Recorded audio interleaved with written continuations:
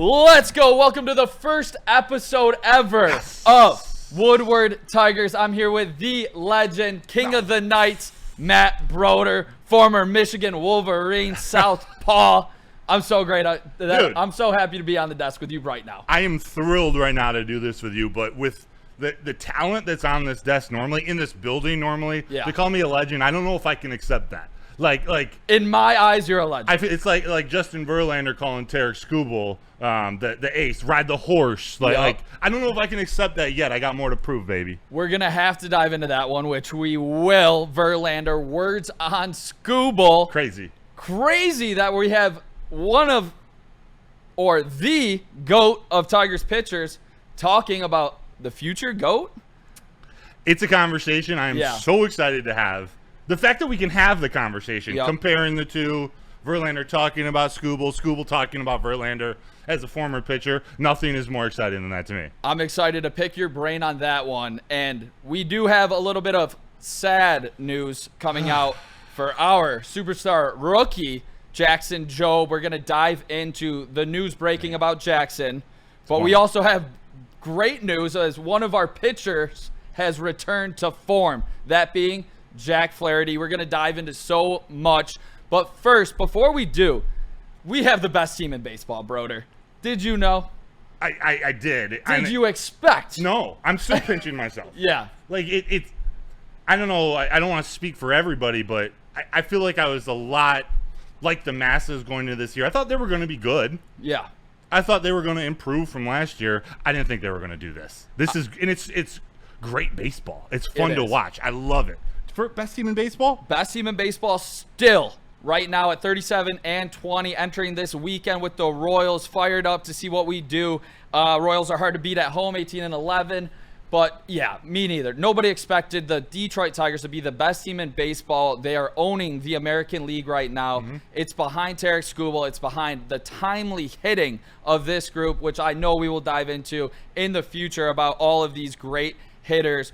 But today, it starts with the pitching. It does. It's funny, you know. I know you're about to set this up, but like we're gonna talk heavy pitching today. Yeah. But like the difference in this team this year, the pitching's been outstanding. Oh yeah. It's that offense. Yeah. It's that support of the pitching staff. Yeah. Which the starters have been great. The bullpen's been good. Yeah. Had their moments, but like this offense, it's just it's put together perfectly for AJ Hinch. Yeah. Like, exactly. There's so much we're going to talk about over the next couple weeks on this show. Exactly. Yeah, I'm thrilled to break it down with you. I know there's so many hitters that I want to talk about specifically, and a guy in a second baseman that's for sure going to be an all-star, one of the best signings of all of free agency. Also, probably the most the signing of the offseason that I just I didn't understand it. Like, I was one of those guys that was like, what are we doing? And I was so wrong. Yeah, so wrong. Exactly. As I thought he'd be a contributor, I didn't think he'd be this good. But we talk about getting him in free agency. Hopefully one guy that never hits free agency. Cy Young Award winner, the best pitcher in baseball, Tarik Skubal. Absolute masterclass on Sunday. 2 hits, 13 Ks, complete game dominance out of Tarik Skubal. And it is asking the question in Detroit. It has been making the rounds. Bro. Is Tarik Skubal a better Detroit Tiger than Justin Verlander? It sounds crazy even saying out loud. It feels weird. It's bad. I shouldn't even be saying it, but it's making the rounds. It's bringing up a bunch of conversation, and I have to get the Southpaw's thoughts on it himself, Matt Broder. Just the first reaction of that, and then I'll dive into this quote that came out of Verlander. I'm excited for that quote. The initial reaction is just blown away that we can talk about it. Yeah, right? Like agreed. That Skubal is that good where we can have this conversation. Some may think it's a little blasphemous to be comparing Verlander to Skubal to this point. Yeah. But since Skubal returned from, he had a flexor tendon injury he returned from on the 4th of July in 2023. Yep. Since that start, he's been the best pitcher in baseball. By far. By far. It's like a 2.51 ERA, 11.8 F4, over 57 starts, and 341 innings. He's been a stud. Dog. And There's so much we can talk about, but you mentioned that Sunday game where 13 strikeout, first ever complete game. He did it in 94 pitches. Unbelievable. Those don't usually happen at the 13 strikeouts usually means you're throwing a lot of pitches. But Skubal's dominance is so related to everything that's a part of that game in terms of how he's pitching, how he's getting ahead of batters early, how he's pitching to contact, but his stuff is so good he still strikes out 13 people. It's unbelievable how good he is in the zone. He beats you with strikes. You know it's coming. All you can do is close your eyes and take a hack at it, because even when it's there, you strictly can't hit it. People try to attack him early, can't hit it. You're in a deep count with him. Good luck, because the best pitch in baseball is coming and you still can't hit it. That pitch being the changeup. I want to get your thoughts on that. But before we do, this is from Justin Verlander via Cody Stavenhag of The Athletic. He does a great job. I'm the Tigers. I've got the best pitcher in baseball. I want that mother effer out there as long as possible. Ride that horse. Quote, Justin Verlander on Tarik Skubal, and Detroit's with you, JV. Ride that horse. Bro, I'm picturing like if when I was playing, if Sandy Koufax said that about me. like for Tarik Skubal to hear that from Verlander has got to be a dream come true. Now both of them as competitors, and you know Skubal wants to become the best Tiger ever. But he respects Verlander. He studies Verlander. Verlander was a competitor too. He was a dog. I'll say it. I think at this point in Skubal's career, Verlander is still the better Detroit Tiger. 100%. That shouldn't even be a question. I know there's another side to it that we'll get to in a little. In 3, 4, 5 years, we may be having a different conversation, but despite not winning a World Series, what Verlander did for the Detroit Tigers organization over 13 seasons, it's legendary. It's first ballot Hall of Fame stuff. Without a doubt. I think he's the best Detroit Tigers pitcher of all time right now, even without that World Series in Tigers history. But Justin Verlander, I mean, this is a guy I was watching growing up. This is a guy I had a poster of the Verific, That's awesome. In my room growing up. Like, I idolized Justin Verlander.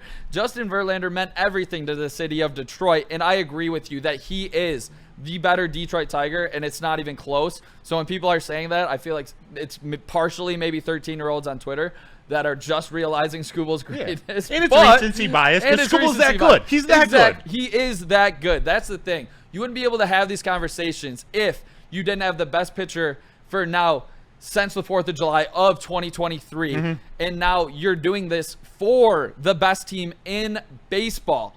But we did talk about all of the success of Verlander. And I want to get into a little bit of that postseason success, because he was a dog in the postseason for the Detroit Tigers up until that World Series. The World Series. 3 starts in the World Series for Justin Verlander. And in the 15 innings he pitched, he had a 7.2 ERA between 2006 and 2012. Do you think that, kind of puts a little bit of a rip in the reputation of Justin Verlander as a Detroit Tiger, because he ultimately didn't end up getting the World Series, where a guy like Skubal might? I think it has, but I don't think it should. Okay. Or at least to the extent that it feels like it has. Yeah. You pitch in the World Series, you pitch in big games, your best players, you want them to show up. Yep. I'm not going to hold that against him for his entire career, just like I'm not going to hold Clayton Kershaw's postseason lack of success against him. Madison Bumgarner is not a better pitcher than Clayton Kershaw. But if we're talking postseason, if we're talking World Series, there's few pitchers all time that are better than Madison Bumgarner. So I still hold Justin Verlander in the highest regard for his time here in Detroit. Will we always remember him not showing up in the World Series? Maybe. I'm still going to remember the no-hitters, the Cy Young and MVP award in 2011. Can't forget about the MVP. The 100-mile-an-hour pitches in the 9th inning, which that's also where we're seeing this comparison come from the southpaw that pitches now for the Tigers. The southpaw, the 102.6. They're saying it came out at 103, though. I did not know Skubal had this in his bag. I don't think he did either. There's no way that he did, because he was shocked. Have you ever seen or followed the Pitching Ninja on Twitter? legend of a follower. Yeah. One of the best. I love watching Rob Friedman. Yeah. Yes, the pitching ninja. Yes, he is phenomenal. I'm 99% sure it was on his podcast or his show where they were talking about Skubal hitting 100. Like, that was a goal of his. Yes. I want to say going into this year. Yep. And he hit it, I think, in spring training and then early in the season. Yeah. 102.6. What? Aroldis Chapman? Is that who's out there? Aroldis Chapman's a freak. One by the way. But still, 103, like, that is, it adds a whole nother element that you didn't think that this guy could get better. He just did. But I'm so curious to you, what do you do when you see the 103 and then you got to giddy up for the best pitch in baseball, Tarik Skubal's changeup? Because what can these hitters do? What goes into the Skubal that makes it so dynamic from a former lefty pitcher yourself? It's that fastball changeup mix that he's now not just discovered, but he's already mastered it. Like, for sure. And this started to show up last year, but now you see him confident with it. Confident, whether it's throwing that first pitch strike as a four-seam fastball or as a changeup, the way they play off each other due to the tunneling that he throws them with, and we can talk about tunneling if you want, they look so similar, and something very unique about Skubal's changeup, how he throws it. While most pitchers are gonna pronate when they throw a changeup, like a traditional like circle changeup, you throw it and your arm it pronates, it twists outwards. He's throwing his just trying to throw it normal, where we see it cutting now. He's not trying to pronate. He's trying to throw it like a fastball. So it looks even more like that fastball, and he's learning how to pitch with that cut. So he's not trying just to get dip and velocity difference down and out as a lefty, down your arm side run. He's just throwing it at 88, 90 miles per hour. There's a little cut to it sometimes. There's some drop to it sometimes. But out of his arm looks just like his fastball. And when we're talking 100-mile-an-hour fastball, when we're talking 103, when you pitch a fastball and a changeup together and you master your changeup, do you know how much faster that fastball looks to a hitter? It probably looks 4 to 5 miles per hour harder. So we're talking 105, 108 miles per hour out of his hand. And his hand, we talk about him getting better throughout a game, getting better, just getting started in his career. You look at his body and his lower body and how he pitches. His arm's just along for the ride. Like, any pitcher can get hurt at any point in time. Any pitch. I'm less worried about Tarik Skubal than some other pitchers because of how he uses his trunk, his hips, his butt. Everything is lower body, and then all of a sudden it's just boom, 97, boom, 88, boom, 103. It looks effortless, truly, out there. The way Tarik Skubal, I mean, I've been able to be on the diamond and, like, see him as close as we are, get a couple shots, get a couple videos. Huge. Ginormous. Like, it just, even just seeing him on TV does not do it justice because he is so dominant right now. And you talk about that changeup, it truly is the best pitch in baseball right now. Nobody can hit it. He had a couple rough ups at the start of the season, so the ERA doesn't look as you would expect from that this 2.49 at ERA. 2.49. It's like, that's what we've come to love about Tarik Skubal, is how dominant he truly can be. And it's when you need him the most, Broder. I think that's the biggest thing that shined for this team. You think about Tarik Skubal, his team loses 3 straight games. What happens? Your guy shows up. Best game ever. Best game ever. One of the best games I've ever seen pitched. One of the best Tigers games ever pitched. Maybe second to Verlander no-hitter. Exactly. Maybe second to a couple. Could throw Armando Galarraga in there, possibly. Oh, God. Don't get me started on Armando. But, yeah, so the guy to show up in that big of a situation, what does it remind you of? It reminds me of Verlander. Yeah. The stat I told you before we went live is one that ridiculous. It's why I hold Verlander in such high regard for the Tigers. I didn't remember the actual stat until I looked it up, but I remember this is what he was known for during that 2011 Cy Young and MVP season. He was a stopper, just like Skubal proved he was a stopper against the AL Central Guardians, who just beat him 3 straight times, and beat Skubal in the playoffs last year. Grand Slam, never forget. So Skubal came in, he stopped a losing streak. Verlander in his MVP Cy Young season 2011, his record was 24-5. How many games? Actually, what do you think Verlander's record was after a Tigers loss?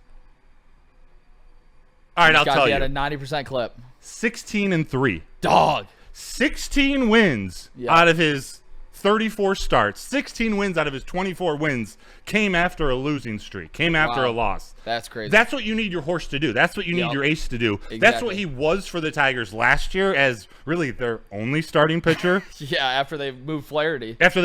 Now they have a whole staff, arguably the best in the league. Yeah. We'll say top 5, top 3, whatever.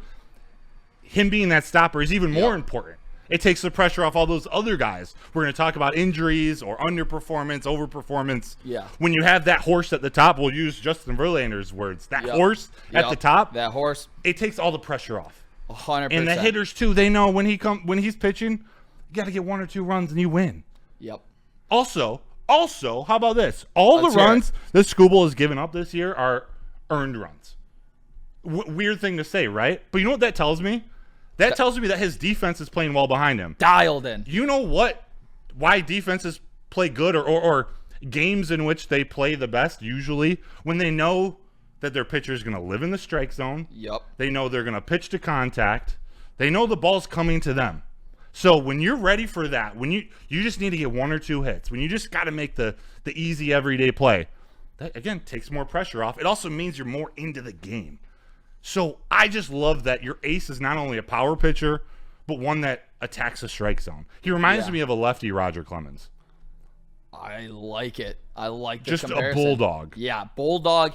That's the thing that stands out to me the most, and that's what I ultimately want to get this question towards is we both agree that Justin Verlander is the greatest Detroit Tigers, or better than Tarik Skubal right now as a Detroit Tiger and in terms of pitching. Yeah. But to me, the thing that stands out about Tarik Skubal, and if you had to take either Tarik Skubal or Justin Verlander to win you Game 7 in the World Series, I'm taking Tarik Skubal. Wow. Because of the competitive nature of him, that he is a bully. He is a bulldog. He wants to not just beat you, he wants to embarrass you. Yeah. He will yell at you from the mound. He'll moonwalk off of the mound up there, and he does it with swagger. He will yell, but he is so intentional at every pitch he throws, every movement he makes. He's throwing 103. He's killing you with the changeup. I'm taking Tarik Skubal because I've seen Verlander in these World Series. Maybe it does give me a little bit of doubt as a Detroit Tiger fan, but I'm taking Skubal over Verlander in his prime. Skubal right now today to win Game 7 of a World Series if I had to. That's so tough, man. Am I crazy? You're not crazy. You're not crazy. I'm going to go with Verlander. But you're not crazy. Because you preface it with Skubal right now. Yeah, right this moment. And I just saw him throw a complete game, which would be part of my argument for Verlander. Yep. Like, he was that dude. Yeah. And he pitched into the 7th, 8th, and 9th inning almost every game for the Tigers. Yep. I'm trying to take out his World Series performance already. During those days when he was in his prime, there wasn't anybody more feared than him. Must-see television. From inning 1 to inning 9. Yeah. I'm going with Verlander. And I think about that matchup if you just got a Skubal versus JV matchup, like both prime on prime. Gosh. That would be absolutely epic. I had a stat here somewhere that I found about Verlander. Shoot, I might have lost it, but it was for the Tigers, he threw 23 complete games, but he threw at least 7 innings in 208 of his 380 starts. So when he takes the mound, he goes deep. So 208? Yeah. Insane stat right there. 28 starts going longer than 7. Skubal just threw his first complete game. Yeah, different day and age. Yes. So does he have more in him? He probably does. Will Hinch let him go 9? You know, it all worked out perfectly because his pitch count was down. But nonetheless, you're not crazy for saying Skubal because right now he's unhittable. He's the best pitcher in baseball. Yep. And it is even close. It's not Max Fried. Definitely not. Who's a good pitcher, by the way. Rob Parker? Yeah. Was that Rob Parker? I think it was Rob Parker talking about him. Rob Parker, Max Fried. He also said the Yankees were the best team in the American League. Can't look at numbers. Probably. All right. I'm not going to go off on Rob Parker here. But, yeah, Max Fried's not the Cy Young. He's having a good season. Don't get me wrong. But he's a little bit more of a pitch-to-contact guy. If you want to think about the strikeouts and the not walking people, you're looking at Tarik Skubal. His walk, man, 13.1 strikeouts per walks. Yep. 7 walks and 92 strikeouts this season. That's insane. Already. But yeah, before we move on, or maybe we keep touching this, I just saw something that I wrote down. What's up? That I thought you'd get a kick out of. So we're talking about the 103-mile-an-hour pitch. Okay. Skubal's 94th pitch Sunday registered at 102.6, a 103. Yep. It was the fastest pitch thrown by an MLB starter in the 9th inning or later since Justin Verlander. I did see that. 101.3. Yeah. Yep.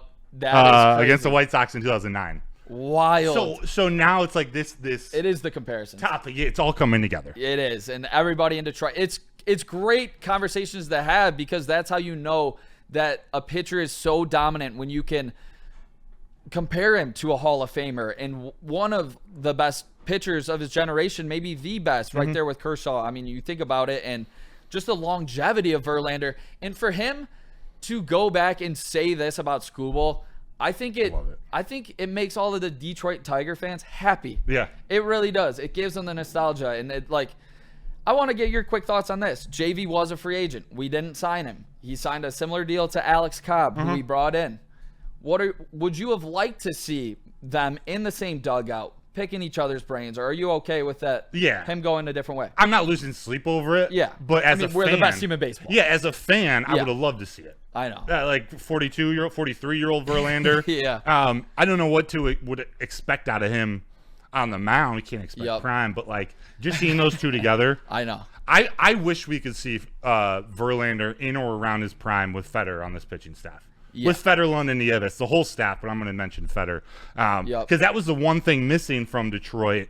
One of the things Verlander called out immediately when he got to Houston was their analytics system, how he was able to study himself differently once he got to Houston. What Feder and this pitching staff is pitching development staff is doing for all these guys, including AAA, AA, Single A, the entire organization, it's special.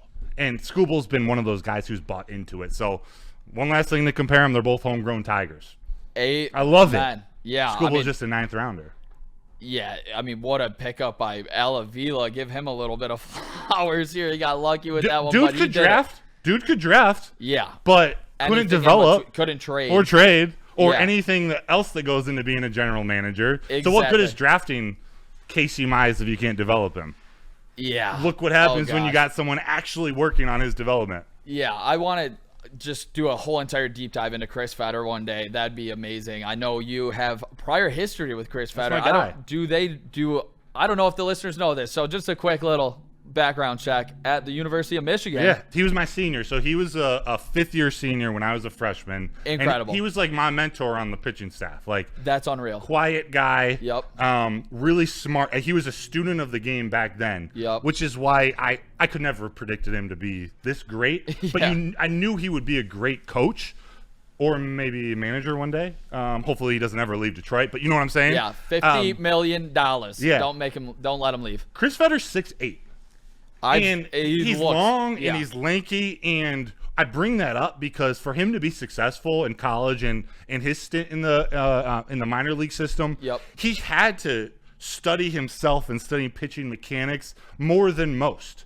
Because when you're that tall and your limbs are that long, your center of gravity changes so frequently. Like, you have to have your mechanics down to a T. You have to always be looking, how can I get better? How can I rinse and repeat the same to be good and to avoid injury, which is a huge key to all this. So Feder has been there and done it. Think about the Lions coaches. They've all been there and done it.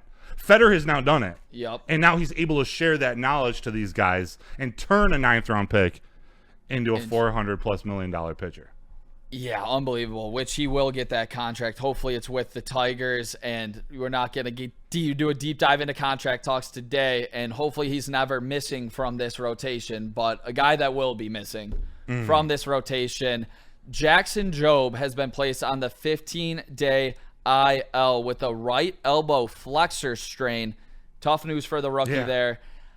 We could get into players that I expect to, and you expect to take a step up in his absence. But before we do that, Jackson Jobe has dealt with injuries his whole entire professional career.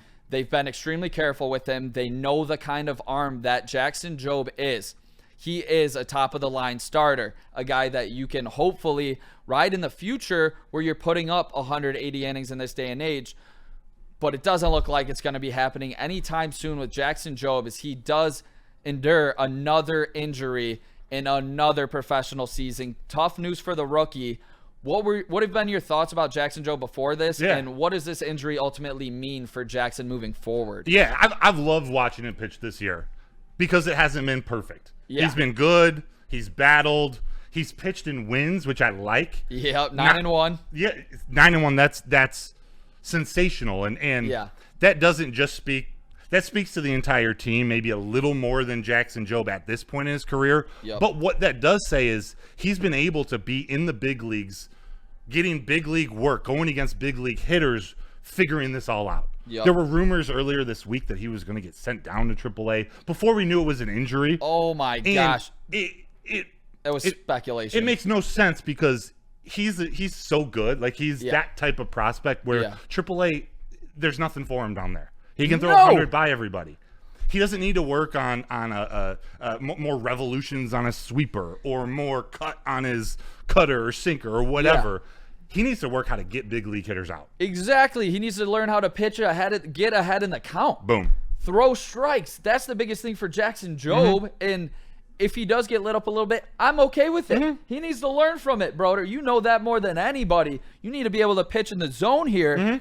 And that's why I'm thinking this was a 7-year-old man talking about sending him down. I don't know if he's still a Tiger writer, but it didn't make any sense. What are we doing? Yeah, come on, dude. What are we talking about sending him down to AAA? What are we doing? This is the best pitching prospect in baseball. You got him starting for your team. You're 9-1 in games he pitched. He's given up more than 3 runs only one time this whole entire season, and it was out in Mile High, Colorado, where nobody pitches well.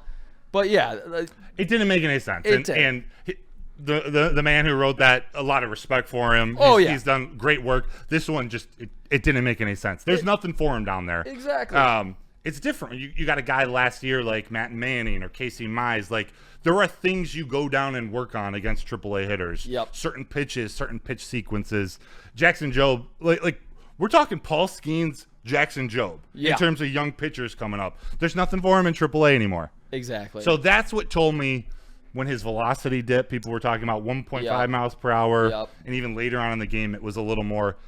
I was worried that it was going to be injury or just he hasn't pitched this much in like 24, 36 months in his life. He's probably just tired. And with that, you just need to take a start or two off. Sounds like he's going to miss more than that, but we got to hope it's not long term. So you said flexor strain, right elbow flexor strain. Right elbow flexor strain. Grade 1.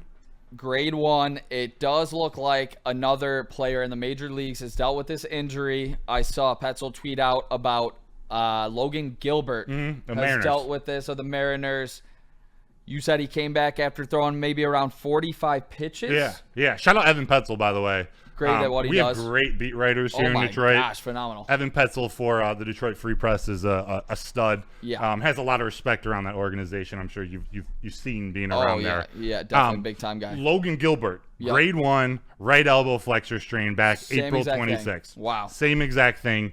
I think also initially placed on the 15-day injured list. He just had his first rehab start yesterday, so 4 weeks. So a month after, he said he felt great, no pain. It was 45 pitches, like a little under 2 innings.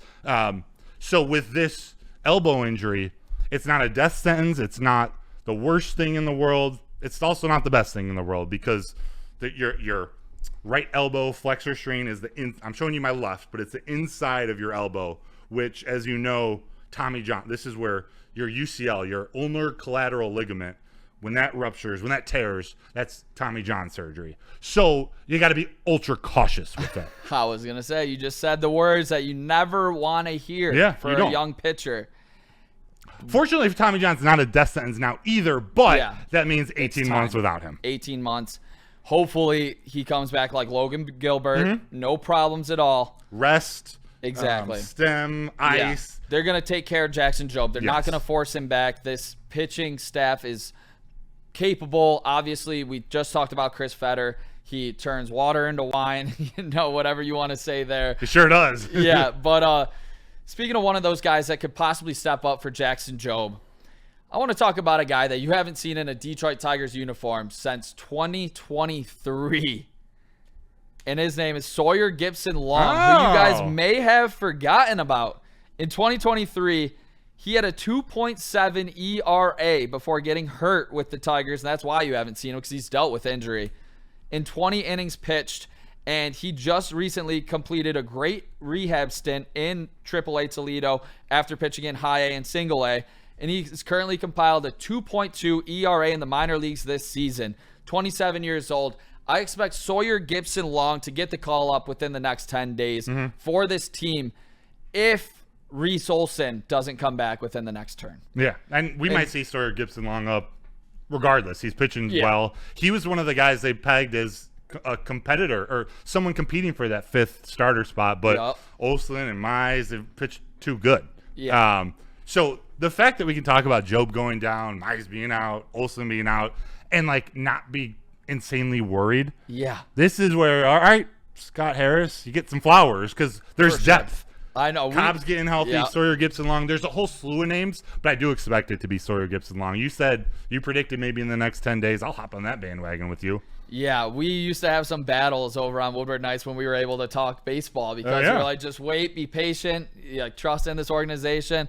You were right on a lot of accord. You know me. I want it fast. I want it now. But even those some of those prospects like might not even be here long term. Ultimately, I mean, the top guys will be. They're not going to move them, but a couple of those other guys, they might make some moves. So stay tuned. Make sure you guys subscribe and let us know in the comments who you think they could possibly trade in the future. But Sawyer Gipson-Long, I do expect to be back. Another guy, one of those guys that they signed though, which I wasn't a big fan of. I'm a big fan of a lot of what Scott Harris has done, but it's Alex Cobb. I'm kind of right there with you. He came out of the retirement home.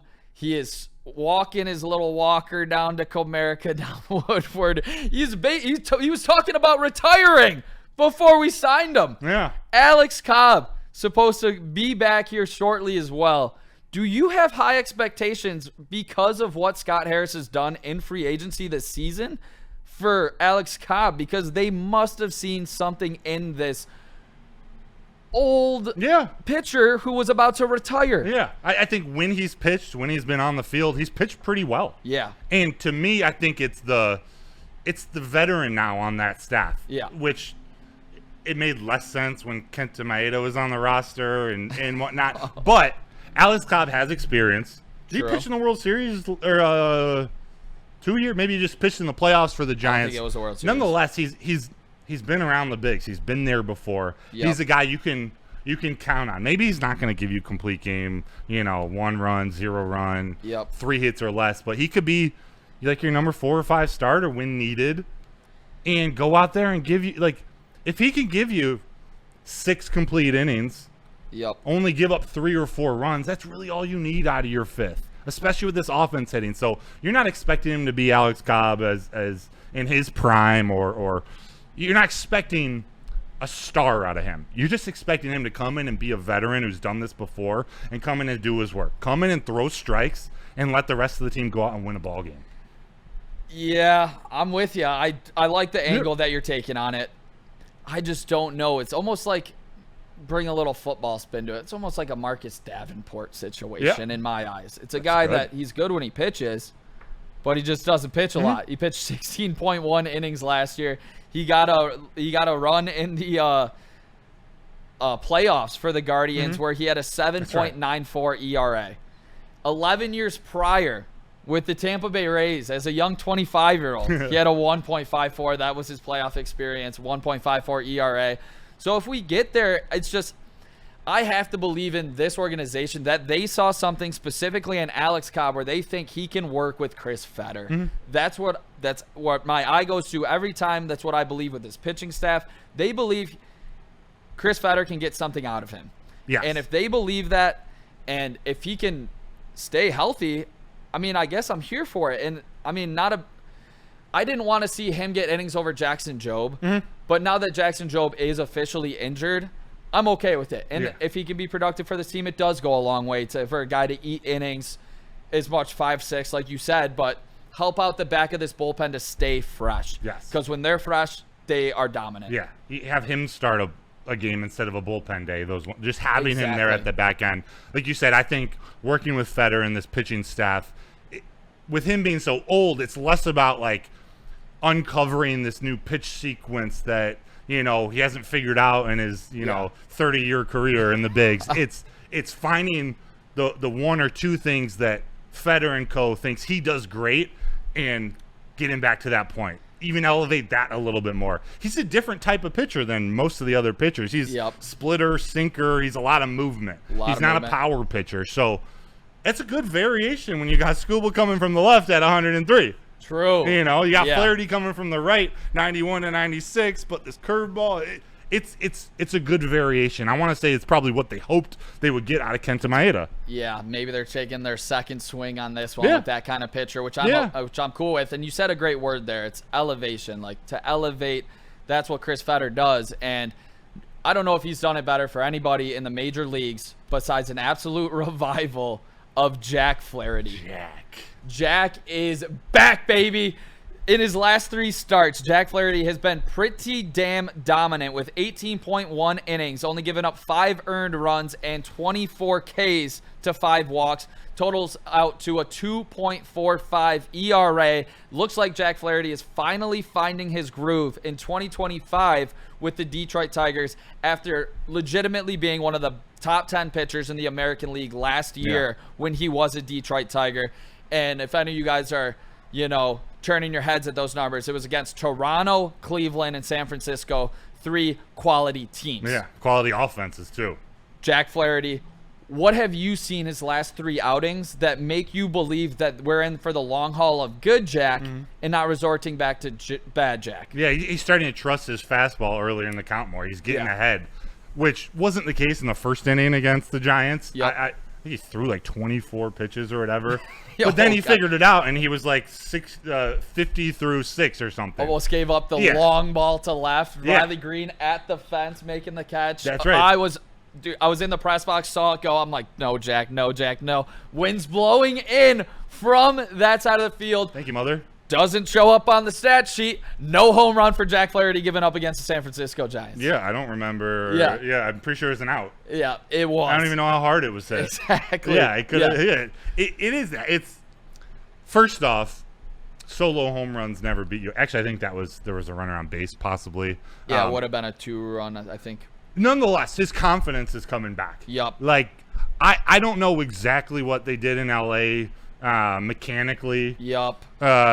That affected him because he wasn't the same pitcher once he left. He was not at all. He had a couple good games. He pitched in the World Series. So you love that experience. But now that he's back with Feder, it took him a couple games to really get rolling. But I think this is where the good Jack continues for an extended period of time.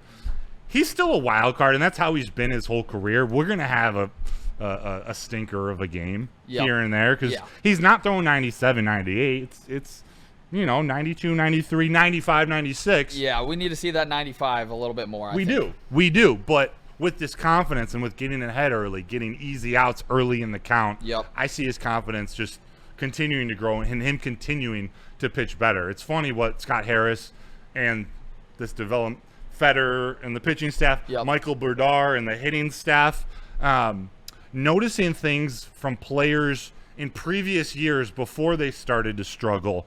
If we can get them in Detroit, if we can get them via trade or free agency on a discount, there's something about him. We know we can fix that. Or we know we can elevate this part of his game. Exactly. Talking Flaherty, and I'm talking Trey Sweeney. Oh, my gosh. Yeah, the Dodgers, they're just feeding us these guys right now. Well, we gave, obviously the trade Jack Flaherty, Trey Sweeney, and Lorenzo. Weird. Yeah, I took a lot of slack for that last year. For which one? For that trade deadline. Specifically that trade. For that trade? The 99% of people. I thought the Flaherty one was a great move. Well, then you're on my side. Then we're good. Definitely was. I was in that booth reacting live. I love it. I was happy with it. I love it. Our guy Maz and Ben Verlander. And 98% of the rest of Tigers fans. Like, what are we doing? And weird how things work out. Yeah. And by the way, Trey Sweeney is not the long-term answer at shortstop. I like Trey Sweeney. I like him too. I like him. He's I like perfect his defense. for right now. Right now, it's gotten a lot better. Yeah. It started a little shaky this season. Didn't sweat it at all. He's a streaky hitter. He gets hot, He gets cold. He is a quality defender in my eyes. I like Trey Sweeney. And you were never expecting Trey Sweeney to get at-bats in the playoffs for this team last season, and he did. And I will stick to this when I say this. He was not the same hitter after the collision in Baltimore last year. No. That collision in Baltimore, his numbers went down. He went all out for that baseball, which could have been a playoff saving run because they needed that win in Baltimore. I haven't thought about that until you just brought it up, but that was one of the biggest, if not the biggest plays the entire season. Exactly. Epic Play from Trey Sweeney. Shout out him. Jack Flaherty. He had a 2.95 ERA last year, 2.95, under 3. I expect his 3.94 ERA to get under 3.5 ultimately. You're going to see the strikeout numbers there because his knuckle curve is nasty. So if he can command that fastball like you talked about and have confidence throwing the fastball, it makes that knuckle curve so much better. And that's Jack Flaherty's strikeout pitch. The knuckle curve is phenomenal. Yeah. I just expect him to continue on this trajectory. I think he's in a good place now. We're going to see him pitch really well. It might be a little too late to work himself into an all-star conversation, but I think by the end of the year, we'll talk about him again as a top 10, top 15 pitcher. I agree with you. Thrower. Have that after Skubal with Mize pitching well. Oh, yeah. Olsen's got he's throwing a bullpen tomorrow. Yeah, I think tomorrow in Kansas City, he's throwing a bullpen. His fingers was sore. Yeah, he was dealing with some finger inflammation. Yeah. But, this has been incredible. 40-something plus. We're going for 15, 20, dude. I am so happy to have you here, Matt Broder. Expect a lot of Woodward Tigers all season long. I'm going to try to get Broder in as much as possible. The brain speaks for itself there, brother. The baseball knowledge is incredible. If you guys are new here, I am Nicholas Koloff, beat reporter for the Detroit Tigers for Woodward Sports Network. It's been an unbelievable start. A lot of fun, and I appreciate you for all of the knowledge that you've passed down and for you being a big mentor and a role model for me, brother. I appreciate that a lot. I can't take credit for the epic content you're putting out. You're taking not just beat reporting at Woodward Sports to another level, but you're changing how beat reporting is being reported, especially in baseball. You're doing it differently. I'm a fan of yours, and I love what you're doing. Tell them where they can find you, because this is Woodward Sports beat reporter for the Tigers, puts out epic content. Most games you're down there. Yeah, most home games. Great interviews. You're getting celebrity interviews, player interviews. It's been great to see you out there, man. I appreciate it. Yeah, I had my first one with Torkelson last homestand. Asked him a question. I got a good one with Badu. Starting to get a good rapport with the players where they're starting to trust me more, which is big time for them to open up, and it's new for me as well. So I'm learning on the job. I'm learning on the fly. Asked Torque one question, but the couple days later, got Ali McNeil, got the second question in. Shout out Ali McNeil. Talked to Kirby this season. All these players on other teams are supporting all the other teams. Lions supporting Tigers, Tigers supporting Red Wings, Red Wings supporting Pistons. Yeah. That's how this happens. It shows you what cool stuff is going on at Woodward Sports. Yep. Like, you can see the shows that we're putting out. Yep. Some in their infancy, like this is our first show ever. Shout out. Woodward Wings, Woodward Tigers, Woodward Pistons. Also, shout out to Kool-Aid, who's been doing this for years. Oh, yeah. And finally, the Pistons had a good season. Oh, yeah. So he can get some shine. That man has been grinding. Deserved. Ringside, Fast and Loose. Oh, yeah. We got people down at the Grand Prix right now. Grand Prix right now. Yep. It's epic what's going on in Detroit. We just need the Wings to continue to go. Yeah. I think the other three are going to be good for a long time. Yeah, they're built for the future and for the here and now, as the Detroit Tigers are the best team in baseball currently as it stands right now of this moment. And if you guys want more of the inside information, make sure you follow me on Twitter at Nick Koloff, NickKohloff. This was the first episode of Woodward Tigers. I'm here with the Matt Broder. Hopefully we can get you in often, because talking ball with you, we were supposed to do like 20-ish, 30 minutes. This is like 45 right now, and I think we could talk 3 more hours. But easily. It's Friday night. Let's go celebrate the best team in baseball. Let's go, baby. All right, let's go. Woodward Tigers, make sure you guys let us know down below how you're feeling about the JV versus Skubal Jack Flaherty comeback. Are you concerned with Jackson Job's injuries? Let us know down below. I want to ask one more question. Let's Put do down it. in the comments. Game 7 of the World Series. True. Who's on the mound? Skubal or JV? What would you prefer? Tarik, Skubal. Have a good night. Have a good day. Have a good weekend. Have a good life, ladies and gentlemen. All right.